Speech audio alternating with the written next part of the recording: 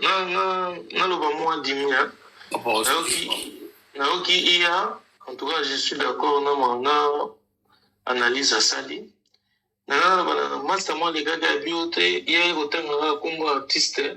na makambo na bango me namoki na suka tinga na kati omonike masolo ya miziki to ya ndule comme masa mosu abaki bango basala miziki biso osala ndule mais master miziki ya wana ndule non c'est la musique ndule eza lingala mindule donc eza nango eloko ya sika te bon peut-être bache de mots biloko mwa nde wana et puis naoki biso mosusu adi par rapport à bamabundi mpona comprendre neti mabundi ederangeaka makasi États-Unis totikela bana oyebisa bana no nini en tout cas ngala eshukaki nga soki master wana ye mpena azobuleke ye fo ayebisa bana ni makambo ndule seke master aza libanda ya bafere oyo eza loisir na yo eza ya bana no te il faut vous mélanger les choses hein. Vous, là où vous êtes là donc vous faites ces choses là avec vos enfants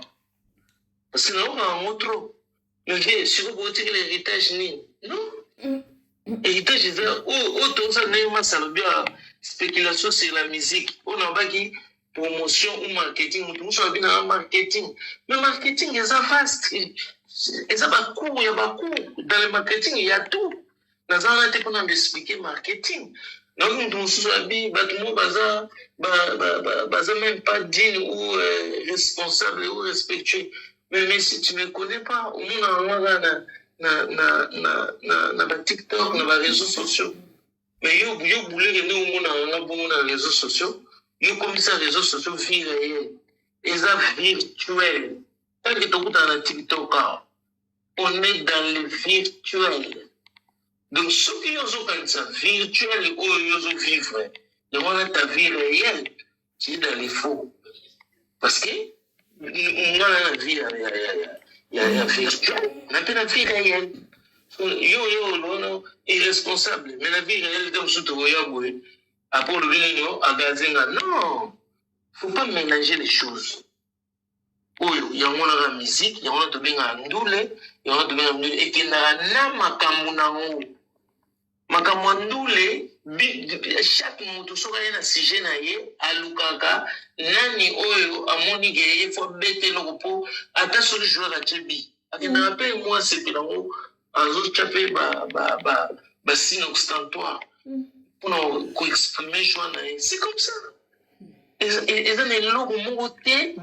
bao baza na ndula elede somba tike na yo ende ndula elede kolisa bilengi po ntango bobeta ndule biso mpe tokoya kaka po tosala ndenge tosalaka ndenge nde mpe kosala so bamisu babeti ekendaka bongo mais maintenant ya koloba artiste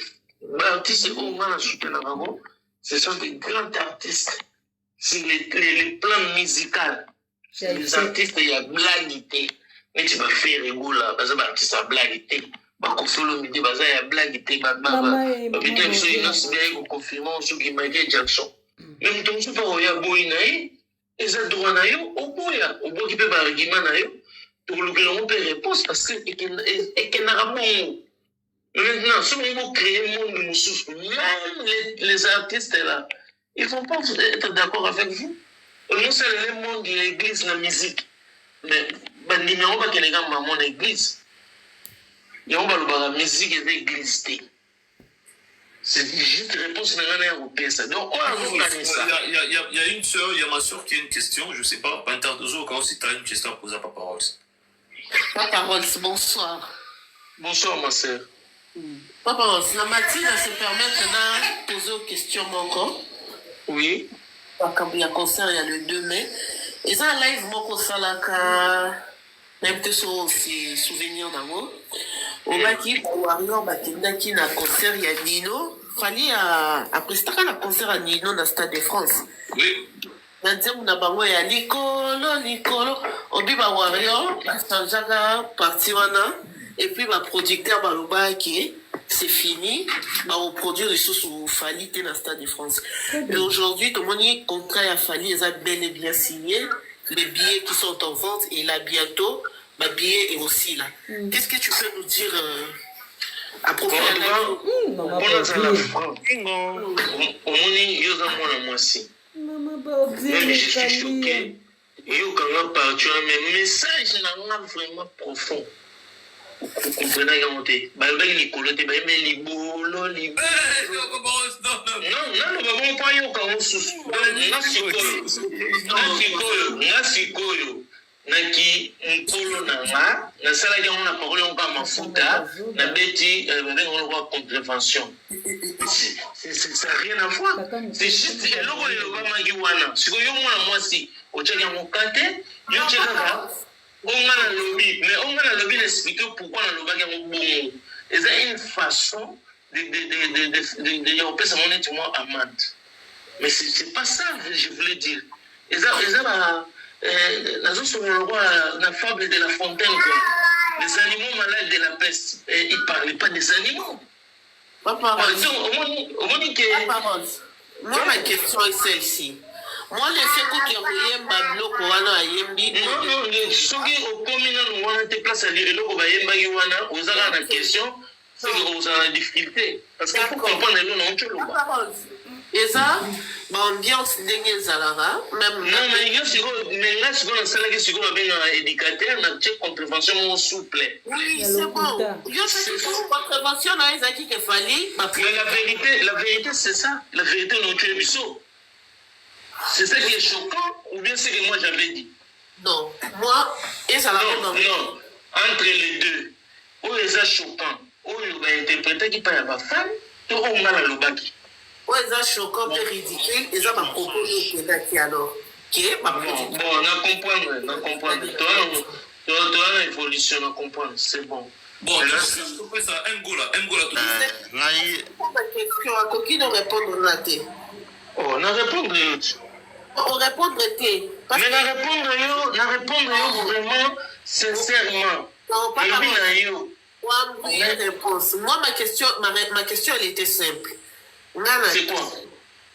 Oloba qui est ma producteur, Baloba qui niet. C'est fini, hein? Yoka, Olobi n'a pas bien. Life, Yoka n'a pas de là, il a pour poser la question. Life, Moro et les caca. Et moi, il y ça, les photos, ça, les gens, le contexte, il y a date, il y a Gabon.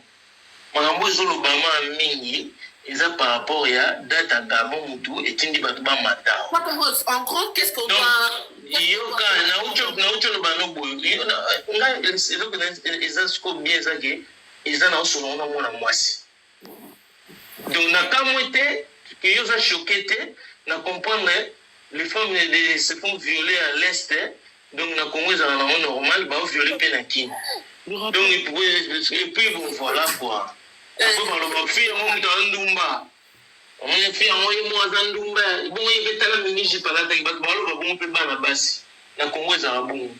bon na comprendre nanga parce que nga na expliqué yo contexte affaire na raisonnement na eloko na lobi c'est quoi le rapport non wana eza échappatoire eloko oyo ozoluka okima eza échappatoire alors que ma question échappatoire ya nini nauti oloba eloko ya rubrique na lobi awo est ce que comprendre na lobi te la question